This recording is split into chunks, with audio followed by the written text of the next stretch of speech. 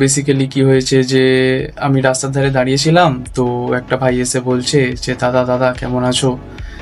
আমি তখন ওকে চিনতে পারলাম না। দেন আই রিমেম্বার যে ও, আমি যে জিমে জিম করতাম বেসিক্যালি ওই জিমেই ও জিম করতো।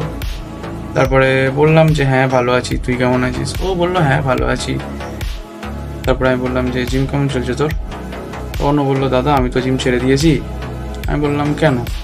তখন বললো দাদা বেশ কয়েকদিন ধরেই করছি তো কোনো রেজাল্ট পাচ্ছি না, তাই আমি ছেড়ে দিয়েছি, আর ভালো লাগছে না।